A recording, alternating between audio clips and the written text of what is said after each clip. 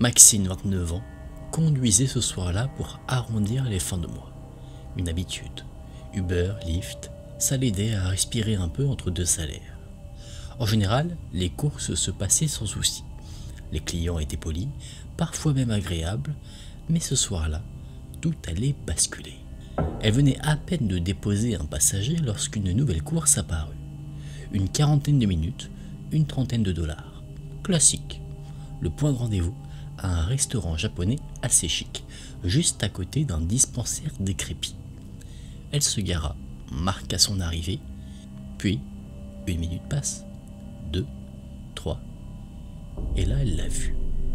Une femme s'est approchée de la voiture, mais au lieu d'ouvrir immédiatement la porte, elle s'est penchée, littéralement plaquée contre la portière arrière, le front contre la carrosserie. Et elle riait. Un rire sourd, collé à la tôle. Puis elle s'est redressée, à moitié. Son dos s'est cambré à un angle presque inhumain. Finalement, elle a ouvert la portière, a jeté un œil sur la banquette arrière et a murmuré toujours en ricanant « Quelqu'un a laissé un petit quelque chose, monsieur Huberman ?» Maxine a souri, mal à l'aise. « Tu es bien la passagère ?»« C'est moi », répondit-elle d'une voix mielleuse, presque chantante. Et tout en s'installant, elle fixait non pas Maxine, mais le rétroviseur, les yeux vides de toute chaleur. Le trajet commence, mais la femme demande un détour. « On peut passer à le UPS ?» Pas un lieu précis, juste le UPS. Et puis il y a eu cette phrase. « J'ai un pote en tôle. Faut que je récupère un colis, sinon il va y passer la nuit et il va tuer quelqu'un. Il est là pour meurtre. » Maxine n'a pas répondu. Elle a juste blêmi. La passagère a soudain changé de ton.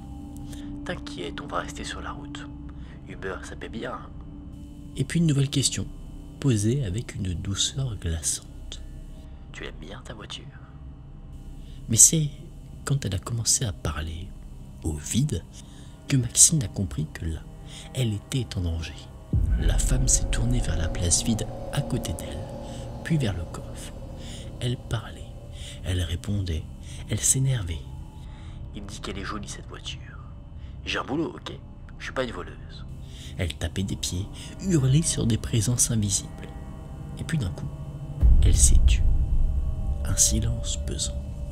Jusqu'à ce qu'elle chuchote avec un sourire mauvais. « T'es pas fatigué, monsieur Huberman? Tu veux t'arrêter? Je te paie un bubble tea.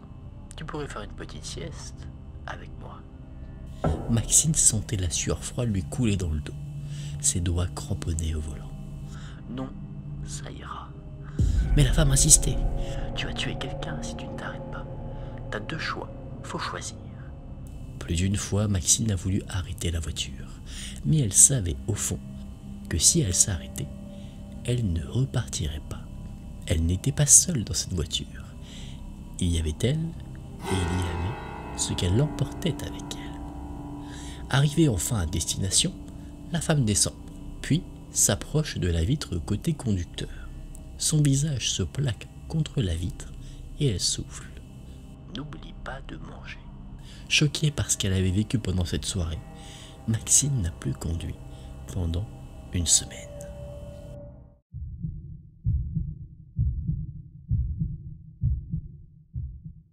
Élise n'avait que 13 ans, une collégienne sans histoire, du genre à respecter les règles et à rentrer directement chez elle après l'école. Le collège était à une dizaine de minutes en voiture et ses parents, souvent débordés par le travail, avaient trouvé un arrangement simple. Ils déposaient Élise et Jake, un garçon du même immeuble, le matin, et en échange, la mère de Jake les ramenait tous les deux l'après-midi. Jake était discret, un garçon effacé, qu'Élise ne connaissait d'ailleurs pas vraiment. Il n'échangeait pas un mot à l'école, mais sa mère, elle parlait beaucoup, trop. À chaque trajet, elle posait 1000 questions. Sur les devoirs, les profs, les activités, Élise, elle, répondait vaguement. C'était 10 minutes de bavardage anodin, jusqu'au jour où quelque chose a changé. Ce jour-là, Élise était assise à l'avant, Jake à l'arrière. Rien d'inhabituel. Puis, Au détour d'un silence, la voix de la mère s'est faite doucereuse. Tu sais, toi et Jake, vous feriez un couple adorable. Tu devrais être sa petite amie. Un frisson glacé a parcouru le dos d'Élise. Elle a détourné les yeux vers la fenêtre. Je ne sais pas, a-t-elle murmuré. Elle n'a pas osé regarder Jake. Elle se sentait piégée, prise dans une ambiance malsaine, trop lourde pour une simple phrase. Ce n'était pas une blague, c'était autre chose. Le soir même, elle en a parlé à ses parents. Leur réaction a été immédiate. Pas de cris, pas de drame, juste une phrase simple de son père. Tu n'as pas à être exposé à ça. Ils ont coupé net les trajets partagés. Élise n'est plus jamais montée dans cette voiture, mais elle a cru naïvement que cela suffirait. Ce n'était que le début. Les samedis, Élise allait au parc. Un simple moment de détente, une habitude, jusqu'à ce qu'un jour, elle la voit. La mère de Jake, assise au sol sur un banc, elle a regardé, un sourire plaqué sur le visage. Et elle est revenue. Chaque samedi matin, toujours avec le même sourire. Puis, ce fut au salon de manucure, 2 fois dans le même mois. Elle n'y avait jamais été auparavant. Et enfin, à la bibliothèque. C'est si agréable de te croiser ici. Je suis sûr que Jake serait ravi si tu venais à la maison. Vous devriez vous voir un peu plus souvent, non? Élise n'a su que répondre. Elle a esquissé un sourire maladroit. Mais au fond d'elle, tout criait « Fuis ». Elle en a parlé à ses parents. De nouveau et encore, ils ont été fermes. Ils ont confronté la femme. Et après ça, plus rien. Plus d'apparitions, plus de regards insistants, plus de sourires. Mais Élise sait, il y a des présences qui s'effacent en surface et qui continuent d'observer en silence.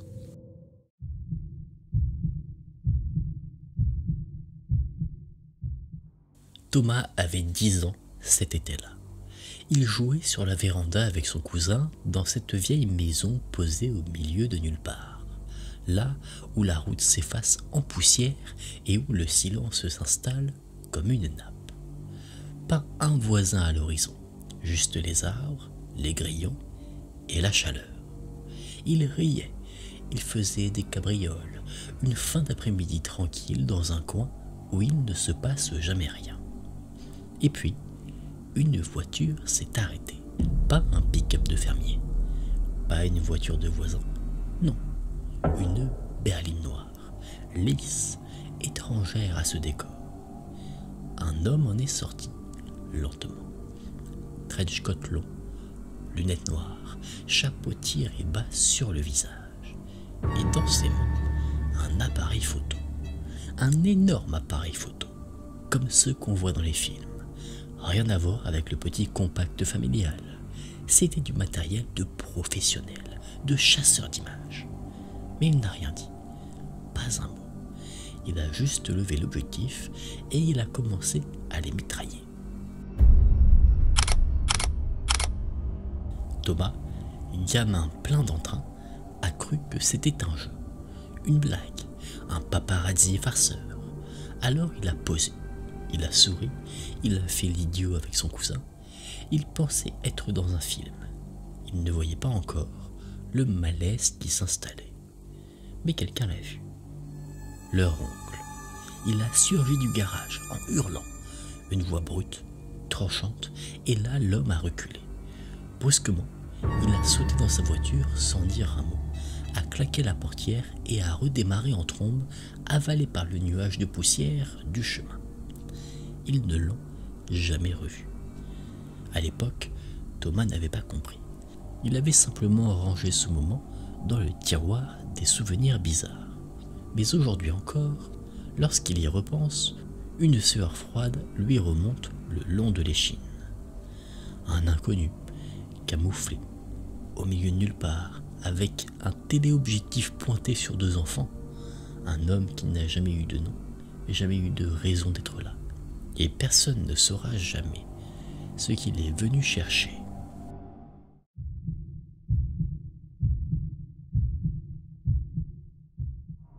Été 2024. Oregon. Lena, 22 ans, vit dans un cauchemar. Elle a grandi en exil, loin de son Angleterre natale, sans papier, sans avenir, piégée depuis 11 ans dans un pays qui ne veut pas d'elle. Après une expulsion brutale, elle, sa mère toxicomane, ses 2 jeunes frères et sa sœur s'entassent dans un vieux camping-car sans essence, sans plaque, sans vie. Très vite, ils sont forcés de s'installer dans un box de stockage.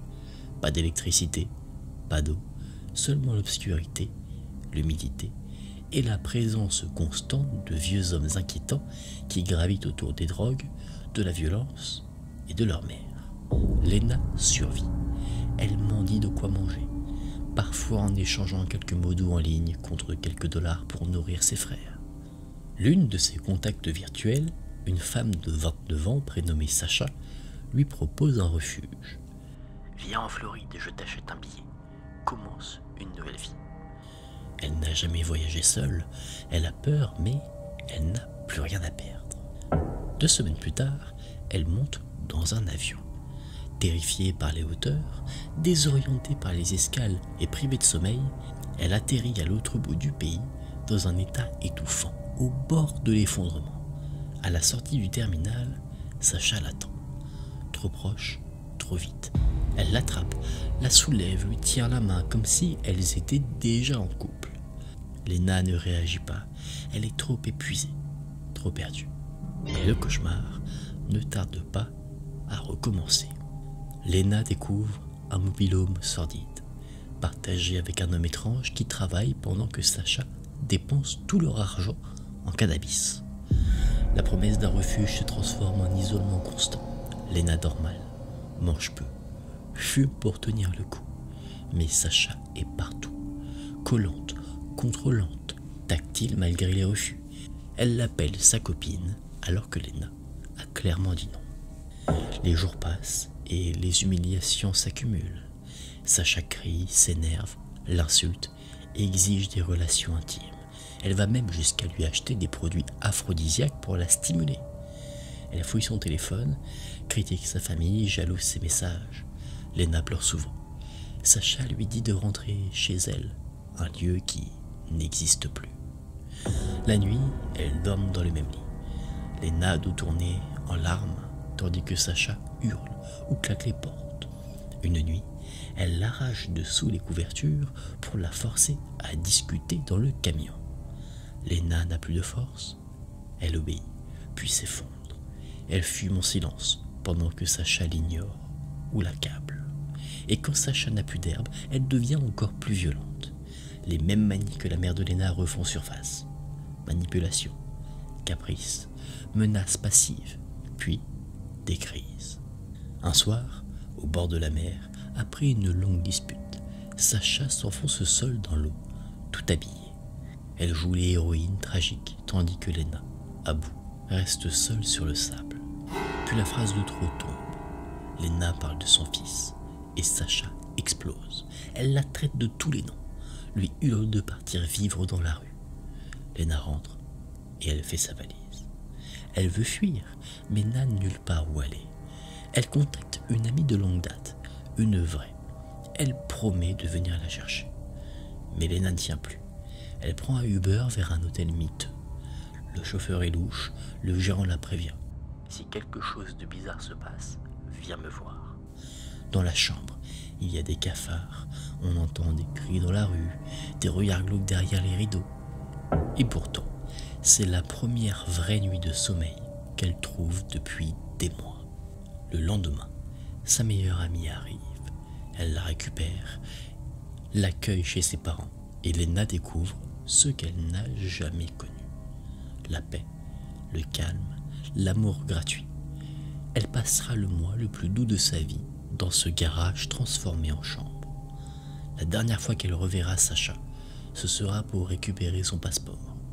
Sacha lui prendra son téléphone, l'insultera via ses propres messages, Lena récupérera ses affaires et tournera le dos pour de bon à Sacha, la fille qui a voulu la sauver pour mieux la détruire.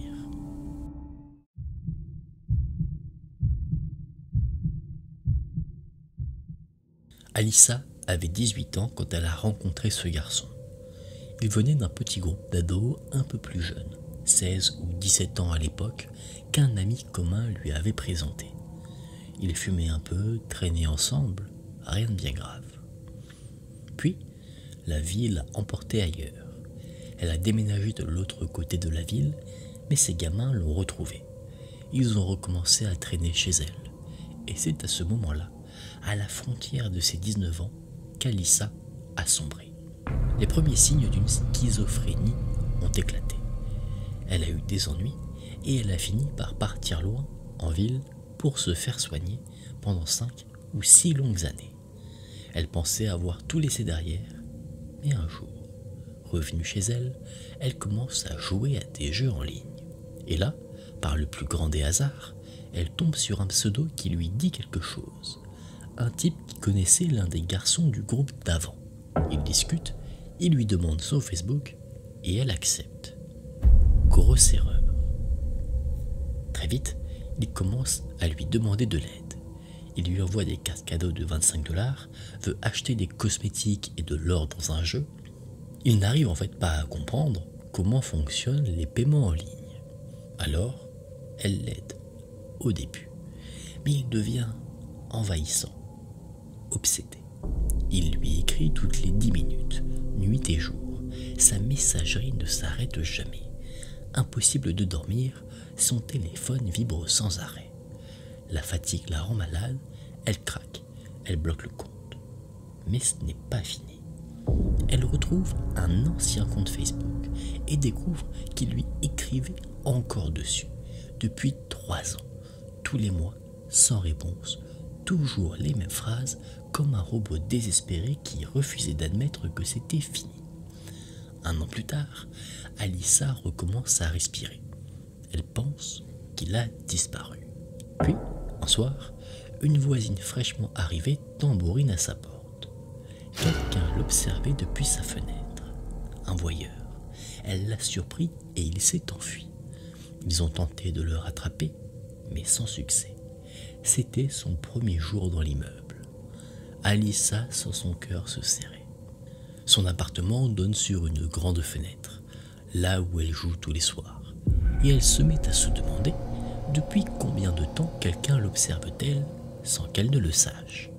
Et si ce n'était pas elle que le rôdeur visait à l'origine, mais que la nouvelle voisine l'avait simplement détournée.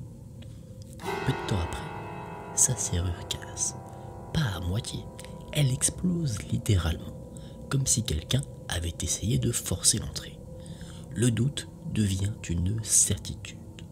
2 ou 3 ans passent, et un jour, elle le revoit en ligne. Ce type, il a recréé son avatar à l'identique.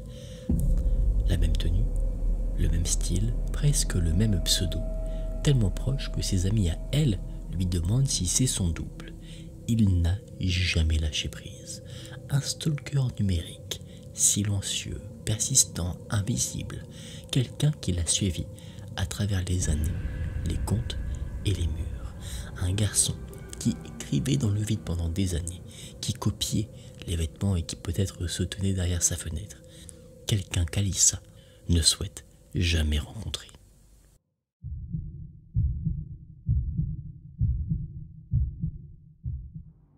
C'était un après-midi banal, quelques jours à peine avant que Sophia écrive ses lignes.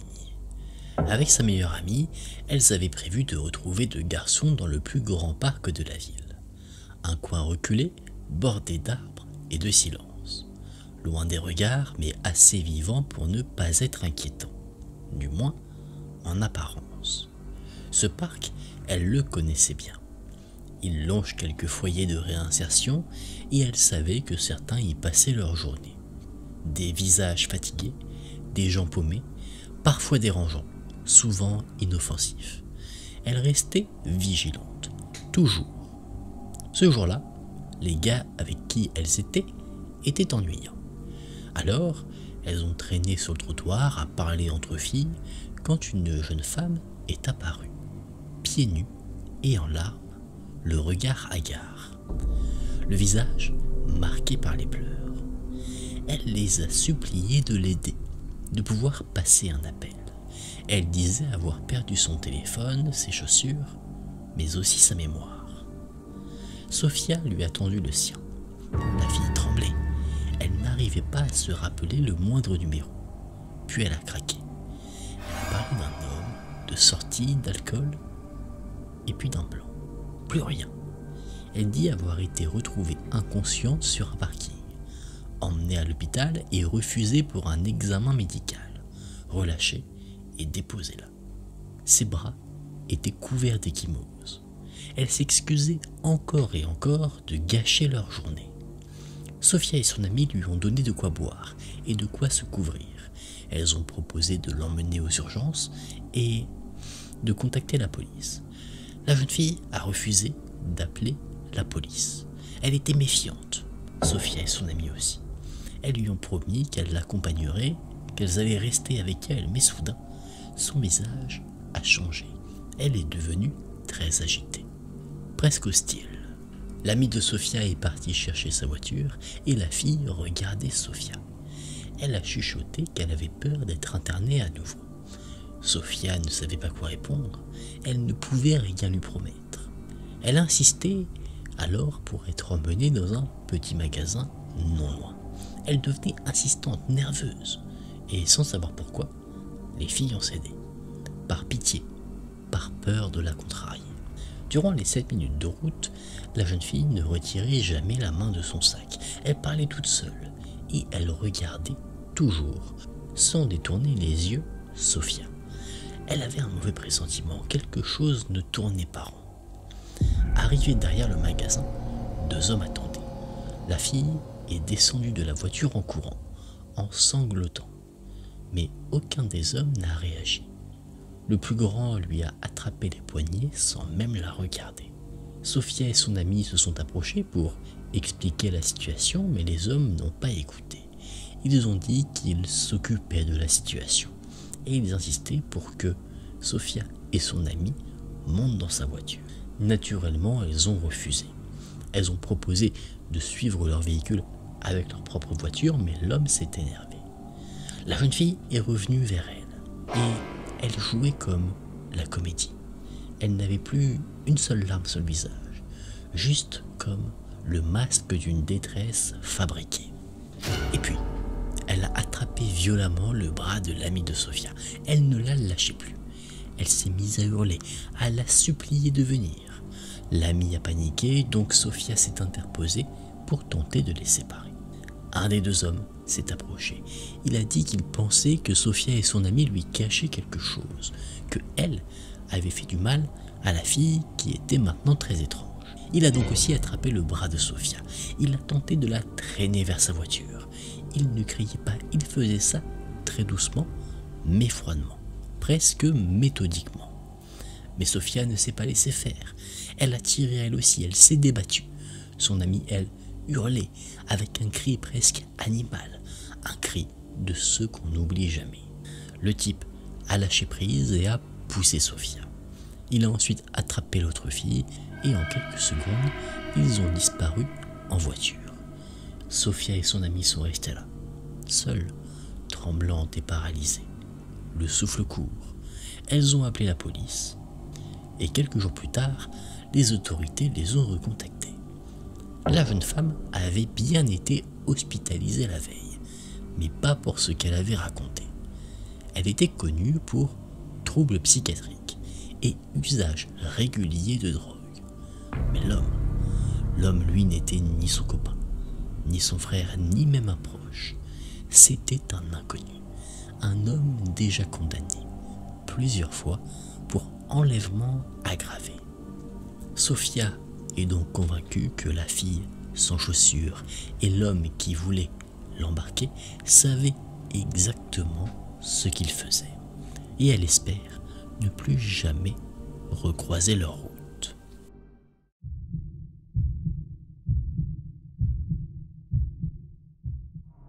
Eva avait 16 ans.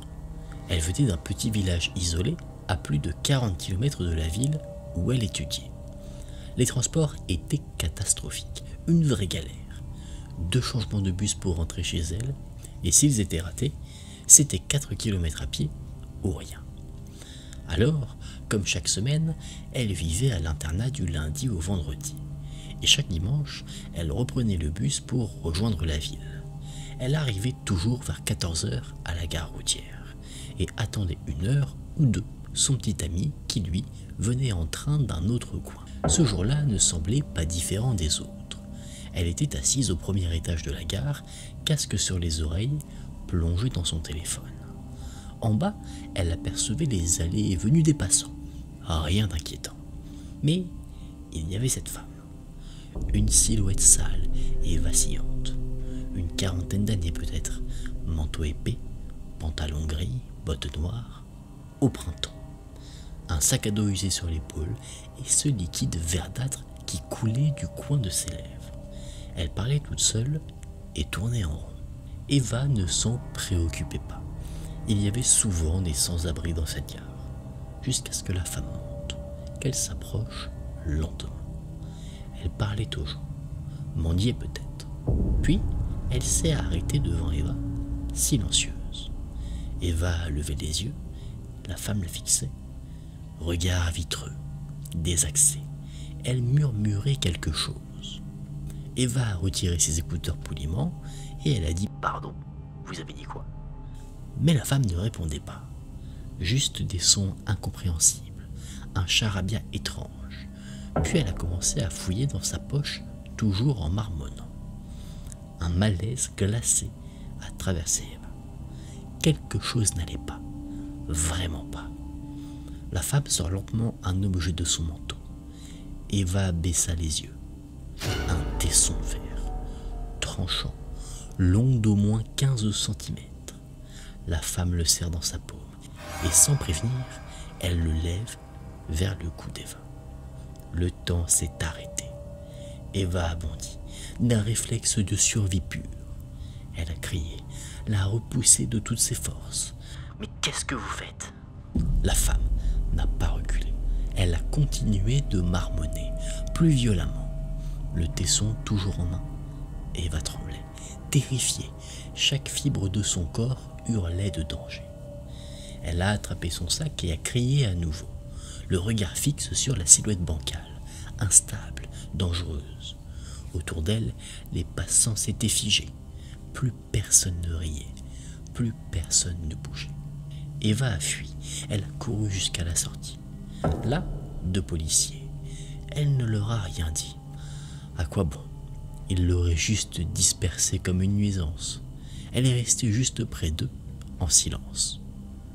Mais la femme est ressortie, et elle l'a vue. Elle s'est dirigée droit vers elle. Pas de tesson visible cette fois-ci. Eva n'a pas attendu.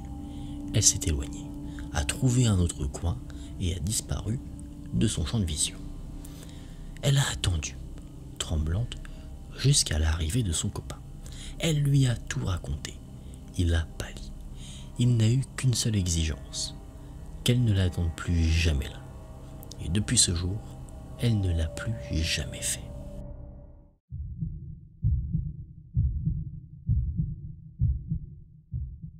Il était un peu plus de 19 h quand Léna et Jules sont arrivés près de la rivière.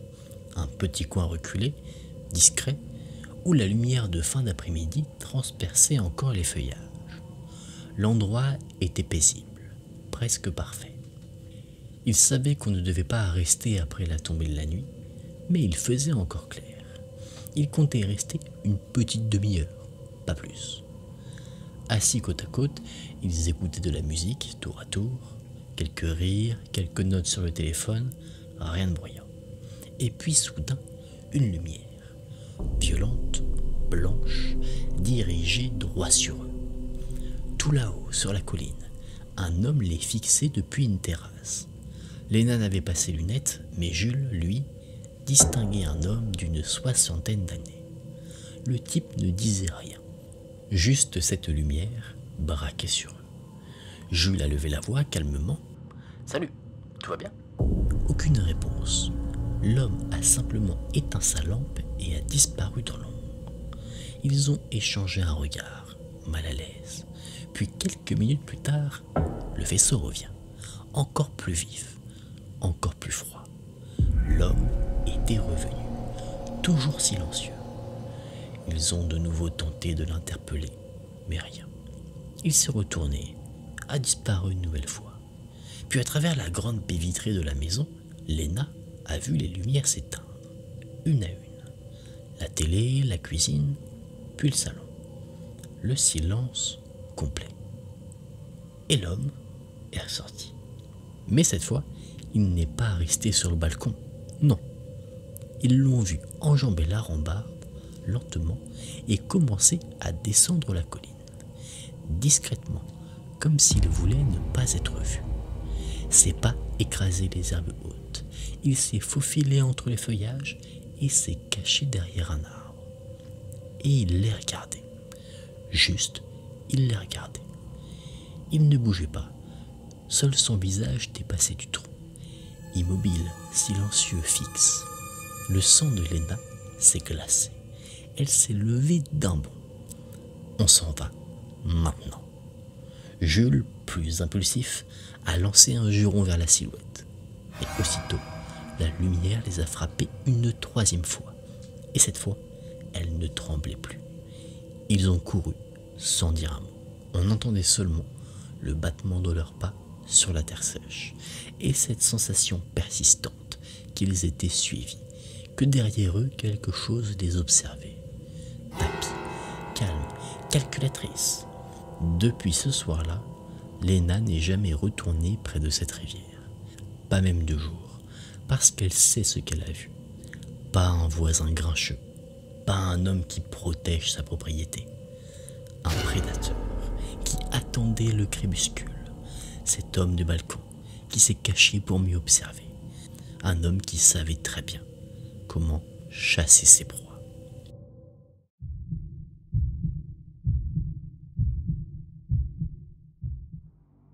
Émilie, 27 ans, n'était pas du genre à paniquer. Elle vivait dans une ville moderne, où même les taxis semblaient rassurants. Les courses se font via une appli bien connue.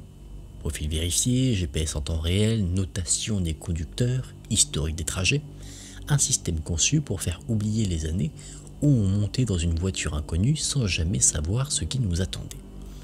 Mais parfois, même les systèmes les mieux conçus laissent passer des choses. Ce jour-là, elle devait simplement passer d'une petite ville à une autre via un trajet qui traversait le centre d'une grande ville.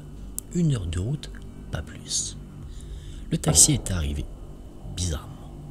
Sur la carte, sa position clignotait, erratique comme brouillé. Problème de signal? Peut-être. Rien de bien grave. Le conducteur finit par se garer et elle monte. Silence. Pas un mot, mais surtout, le trajet n'est pas lancé dans l'application, il lui apparaît en statut en attente. Émilie pense d'abord à une simple tentative de gratter un peu plus d'argent. Certains chauffeurs le font, mais quand la voiture démarre, elle comprend que quelque chose cloche vraiment. Le conducteur ne prend pas la bonne route, pas celle du GPS, pas celle qu'elle connaît. Il s'éloigne du centre, il tourne vers les zones industrielles, les périphéries, vers le vide. Une pensée traverse l'esprit d'Émilie, un éclair de lucidité mêlé de panique. Et s'il m'emmenait ailleurs, volontairement? Elle tente de garder son calme. « Excusez-moi, vous prenez quel chemin là? Ce n'est pas par ici ?» Le conducteur ne répond pas. Il fixe la route, son visage se durcit. Il appuie sur démarrer le trajet, puis il bifurque brutalement, comme si elle venait de lui rappeler qu'elle était bien là, bien consciente et bien lucide. Mais l'ambiance est lourde, glaçante. Pendant toute l'heure du trajet, il dévie volontairement du GPS. Il coupe par des routes secondaires, il ignore les instructions, et plus il approche de la destination, plus il semble vouloir étirer le temps, traîner, s'éloigner encore un peu. Émilie, la gorge serrée, appelle une amie. À haute voix, elle dit qu'elle arrive bientôt, que quelqu'un l'attend. Elle ne lâche pas son téléphone. Le conducteur, lui, reste muet, mais son regard dans le rétroviseur a changé. Il est maintenant froid, frustré. Quand elle descend enfin, ses jambes tremblent. Elle a l'impression d'avoir retenu sa respiration pendant 1 heure entière. Le soulagement est amer. Elle a signalé le comportement à l'application. Peut-être que ce type voulait juste allonger la note, peut-être. Mais le fait est là. Elle était seule. Et il le savait.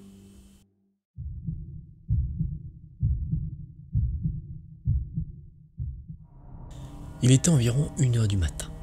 Une nuit tiède de printemps, silencieuse. Mia, 25 ans, rentrait d'une soirée tranquille chez des amis. 30 minutes de route à travers des petites routes allemandes désertes. Aucun trafic. Quelques lampadaires et ce calme oppressant que seuls les milieux de semaine peuvent offrir. Elle vivait dans une petite ville. Son appartement donnait sur la rue principale. Mais à cette heure-là, tout était figé. Pas une voiture, pas un bruit, rien. Elle se gara comme toujours devant le portail de l'entrée souterraine et actionna la télécommande. Le battant métallique s'ouvrit lentement. Elle descendit la rampe en marche arrière et se gara à sa place habituelle, juste en face de la sortie. Le moteur encore allumé, elle farfouillait dans la console centrale, perdue dans ses pensées. Et c'est là qu'elle leva les yeux. Un homme, dans le garage, à moins de 3 mètres, immobile, silencieux, qui la fixait. Son cœur bondit dans sa poitrine. Elle appuya aussitôt sur le verrouillage central. Clac! Les portières se bloquèrent. L'homme cria quelque chose. « Donne-moi ton téléphone, ma voiture est tombée en panne. » Mais Mia avait roulé seule tout le long du trajet. Aucune voiture sur le bas-côté, aucun feu de détresse, aucune trace de panne. Il n'y avait personne. Il s'approcha d'un pas. « Je dois juste te passer un appel. C'est arrivé dans la ville d'à côté. » La ville d'à côté est à 1 heure de marche. Et surtout cet homme, il n'avait pas de haut. Juste un short à carreaux, pieds nus, torse nu, à 1 heure du matin. Mia essaya de garder son calme. Elle hurla à travers la vitre fermée. « Désolé, je ne peux pas vous aider. Veuillez partir. » L'homme fronça les sourcils. Sa voix se fit plus insistante. « Tu n'as pas à avoir peur, viens juste me donner ton téléphone. » Non, non, non. Quelqu'un en détresse n'entre pas dans un garage privé, au cœur de la nuit, à moitié nu pour supplier une femme seule de sortir de sa voiture. Mia ne bougea pas, ne baissa pas les vitres, ne coupa pas le moteur. L'homme la fixa une dernière fois, puis, furieux, il tourna les talons, sortit et disparut dans l'obscurité. Elle a attendu que la porte se referme entièrement, et c'est seulement à ce moment-là qu'elle coupa le contact. Mais la peur, elle, n'était pas partie. Il y avait une entrée arrière au garage, et elle ne savait pas si elle était fermée, si l'homme la connaissait, et si quelqu'un l'attendait. Elle attrapa donc ses clés, rassembla tout son courage et courut vers la porte intérieure de l'immeuble. Par miracle, elle ne se bloqua pas ce soir-là. Elle la claqua derrière elle, grimpa les marches et referma sa propre porte, verrouilla le tout, puis ferma ses volets.